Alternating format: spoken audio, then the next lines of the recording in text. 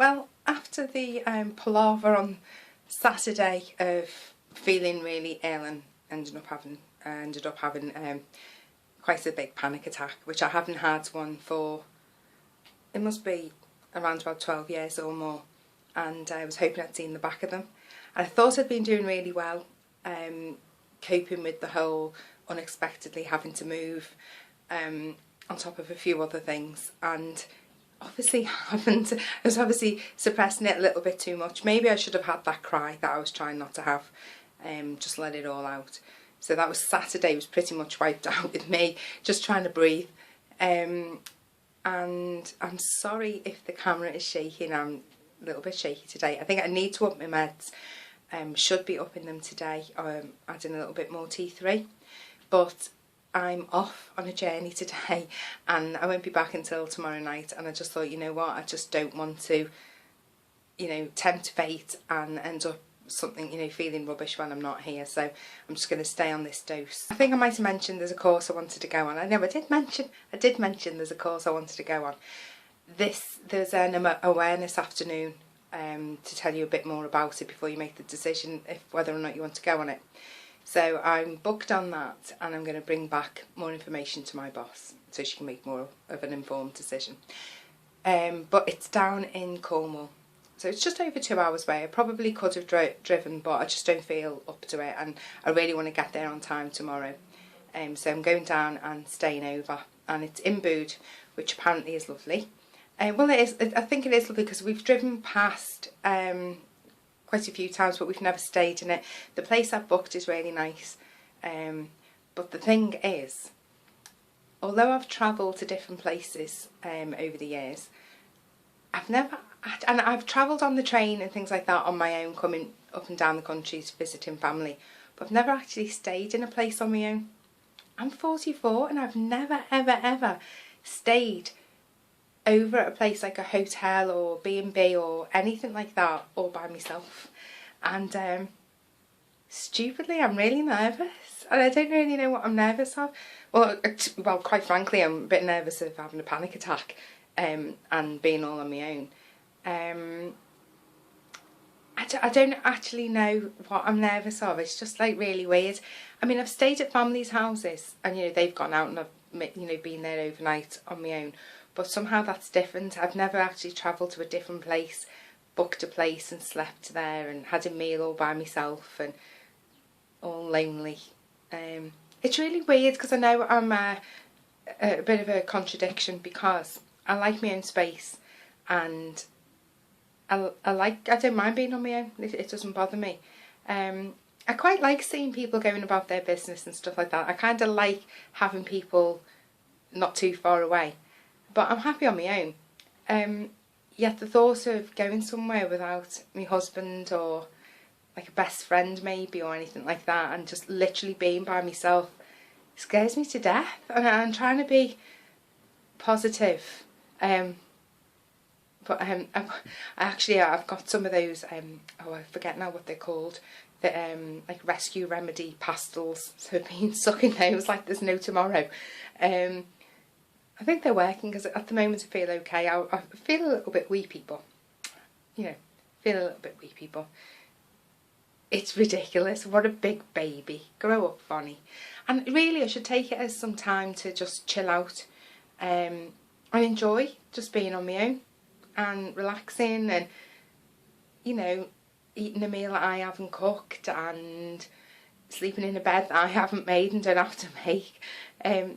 Yeah, I should really enjoy it. I've bought a book. I've got my computer to do some house hunting while I'm down there still. But no, I'm sure it'll be okay. I'll keep you posted. Yeah, that's it for now. I'll see you later. Maybe whilst I'm on the journey, who knows, I might get lonely and need somebody to talk to. Speak to you later. Bye. Is that my train? No. Well, it's me. I'm at the station. It's delayed, typically. And I'm feeling good. It's a nice day. It's nice and warm. Looking like a wally. And the birds are singing, so I think it's going to be a nice journey. And I've just got an email through that a house has gone on the market to rent, and it's actually on the road that's the same name as where I work. Maybe it's a sign.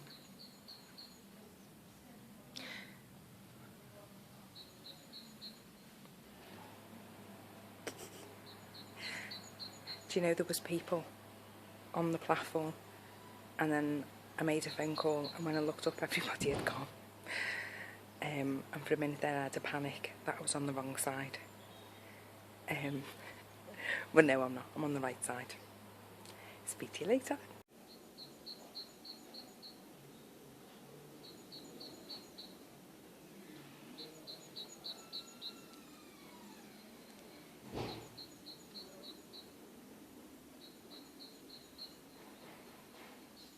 Customers for Taunton, Newton Abbot, Plymouth and Penzance should change at Exeter St David's.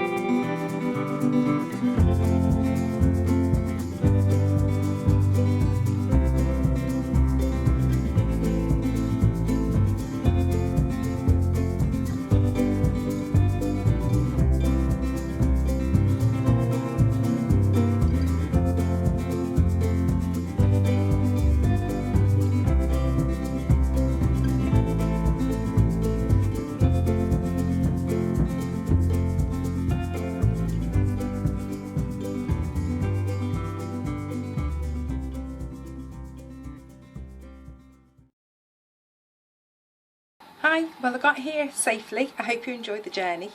It was nice to feel I wasn't alone. Must have looked like a complete loon, but it kept me quite straight actually, sort of thinking that people might want to be involved or see the journey. Especially those maybe who haven't been down to the south of England and seen our beautiful countryside. So anyway, I've got here at the hotel, and I'm going to show you around the room. It's quite nice actually. Okay, let me see if I can turn this round, hang on. Okay, I'm going to resist the urge to say this is the bedroom. Like you do, have you ever done that? Brought somebody around the house and shown them around, and you've started stating the obvious, like this is the kitchen, this is the bathroom, like the hint isn't the bath. Yeah, it's quite nice. The lighting's not great, sorry. Any better? Oh, wait, here. Aha, there you go. Those chairs are really comfortable. When I got in, I actually did sit down. I haven't eaten anything since breakfast this morning, so I just sat down there and had a little snack. Look, have you seen that hook? It's a really, really, really old place. See, all I'm picturing is like somebody hanging from it, but that's going to come back and creep me out later on. Nice great big bed. It's one of those great big beds like they have in like America and Canada, and it's just going to be me in it, and it looks really squashy, and I had a little sit down on it before and it is quite squashy. It's funny though, isn't it, how you get conditioned onto which side is yours. As you can see, I've gone straight over to the left hand side and put my book and juice and stuff over there. Now through to the bathroom. It's quite big, isn't it? A shower. That'll do. A bath. Do you know what? I should have brought the Epsom salts. I still haven't had any time to do that at home and just relax. This would have been the time to do it, wouldn't it? Isn't this lovely? Hang on, I don't think I can get back far enough. Hang on, I'll show you in a minute. Oh, the little miniature soaps. I always feel guilty using them, and I don't think I will use them today because it's only I'm only here for one night, it just wouldn't seem fair. Can you see that now? Ah, there you go. I really quite like that. I'd like something like that in my house. So anyway, and you can see all the beams, and obviously the really old-fashioned lighting. What I'll do is, when I get them all settled in and unpacked, I'll go and have a little explore around the garden. There you go. That's where I'll be staying tonight.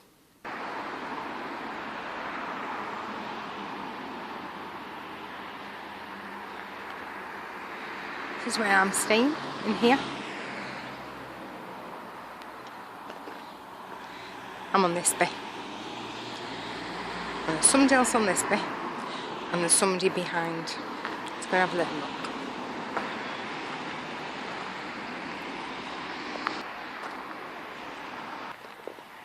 Oh, sweet.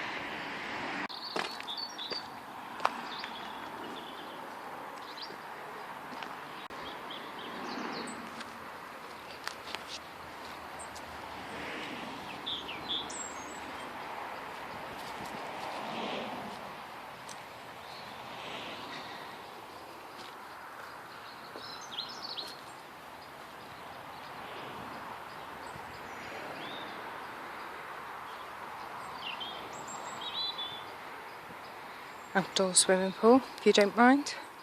Very swanky, although how often it gets used in the UK, I have no idea. Oh wow. I don't know if you can hear over the sound of the cars, but can you hear the birds?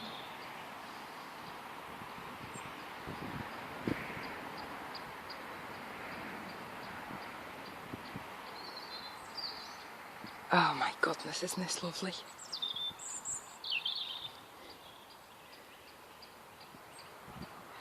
And to think I was having an absolute meltdown over being by myself. It's actually nice. So that's it, that's where I'm staying at the moment. I've got to say though, a little bit nippy. Oh, I'm going to go back in. Thanks for being with me this far. It's actually thinking about doing this video for you guys has kind of kept me from going a bit mad. Hope you don't mind. It's probably a bit boring for you. But I think, like, thinking about the stress, not being able to deal with stress when you've got hypothyroidism. And it's really, you know, like anything out of the ordinary. You know, last minute decisions. You know, travelling on your own, staying on your own, just all sorts. And we find it quite difficult to cope. Hang on, there's somebody coming. Wait. Yeah, we find it quite difficult to cope. But do you know what I mean? I've done it. I had a wobble today. The cutest thing as well. I was doing really, really well, and then I'm going to turn around this way. I was doing really, really well, and then, I don't know, I think I overthought things a little bit when I was at the station and I was standing there and I was thinking, I can't breathe. I'm going to have a panic attack in front of everybody. I just know I can't breathe.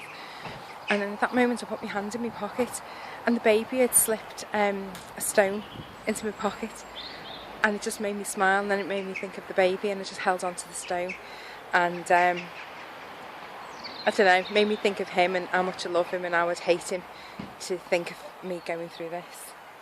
So, yeah, I want to be a strong mummy. I want to set a good example. So, I don't know, chilled out a little bit and carried on sucking those rescue remedy sweets like they're going out of fashion. And I feel kind of okay now. But we'll see how I am at bedtime. Well, anyway, I'm going to go in now and I'll speak to you later. Bye. Cheers. Well, that's it for me. I've had a really busy day, a really enjoyable day actually. Fantastic train ride through our beautiful countryside. It's just amazing. Staying in a really nice place where the food was really nice. Gosh, that soup was delicious. It really was lovely. And the bed is super comfy and really squishy and just lovely and comfortable, and just want to go to sleep. So hope you enjoyed this video. I don't know, probably a bit boring, but like I said before, it does cover what it's like when you're living with hypothyroidism. Like the simplest thing, like travelling, shouldn't be a major thing, should it? I mean, it is a bit stressful, but not if you're going overnight somewhere. It really shouldn't be a big deal, but it is. These things are a big deal for us, and we miss out on so much. And it's so easy for us to say, oh no, I'm busy and I can't do it. And really you'd love to do it, but you're just too frightened to do it. And I think when I booked to do this, I didn't think into it too much. And then, like, actually, you know, the day before and today I've been a bit, I can't do it. And then, like I say, I had a little bit of a wobble and snapped out of it, and I'm glad I'm here. And actually, I must say, I wouldn't mind doing it again. I can see some more, you know, work trips coming up in the future. It's made me think, oh, how great would it be to just, you know, say you're busy or going somewhere and even just like book a room around the corner in a nearby hotel just to snuggle down and have a sleep in peace. But we won't do that. No, that would be mean and just not the done thing. I was thinking it's mad that I've got to 44 and this is the first time I've slept over somewhere by myself. You know, I have travelled to places. I went to America by myself to visit family, and you know, I've travelled with Andrew, and I've travelled up and down the country to visit family or friends on my own, and you know, that's never been, you know, that's never been a problem, apart from, you know, when I get lost or get on the wrong coach, and God, that's happened more than once, or the wrong train. Gosh, really, I'm a useless traveller. I'm surprised I got here okay. But yeah, I've travelled, that bit's okay, but sleeping over somewhere on my own, I've never done. And I've never eaten on my own out. You know, like, I've had a coffee at a cafe, but I've never been out and had a meal by myself. I've got to say, I did feel a little bit conspicuous.